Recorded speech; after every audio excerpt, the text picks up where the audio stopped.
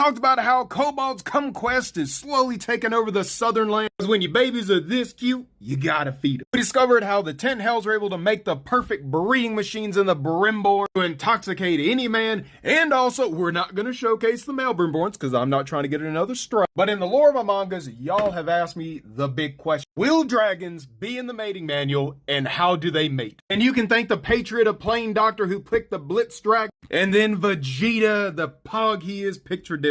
So what is the difference between a traditional dragon and a Blitz dragon? And traditional dragons are what you would expect from Chinese and European folklore. They include both the traditional dragons that we're using and the long-bodied dragons. The Blitz dragons are the true manifestation of a magical creature. They are literally built for magic, and they don't fly by flapping their wings. They're like jets in the sense that they use magic to pull air into their wings and shoot it back out. So for all my dragon lovers out there is what we're gonna call you, but we know what you really are. Can you breed with them? And also, how do they reproduce? And we already know by the existence of creatures like Rebecca the Red, Trine the Black, and Nadia that humans and dragons can reproduce. And those offspring are called Drakeen. And as my observant little viewers, you might have noticed that different Drakeens have different amounts of features, such as Rebecca had claws, she had horns, she had draconic feet, whereas Nadia had scales, she had a tail, she had wings, but Trine does not have wings. And that's because dragons have something called wildcard DNA, which means that it's not necessarily consistent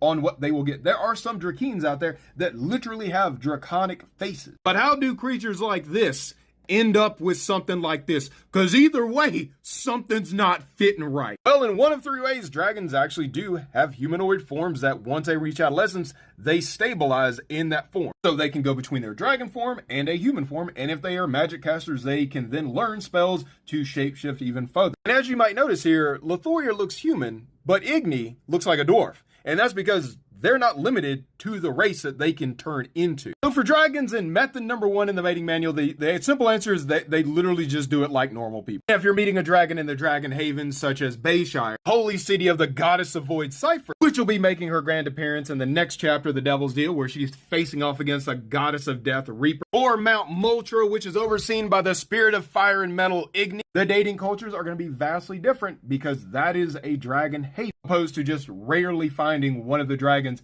hidden throughout the world. But Mark 2, which is a lot like what you're probably requesting, normal-sized person to big dragon. Let me just be honest, you're not a Brimborn. You're not meant to mate with all of this. You're not meant to see some random creature be like, hey, I can take that. Best case scenario, this is you before you get to make a baby. And that can go male or female depending on if the dragon is swinging both ways or one side of the story, or you're about to be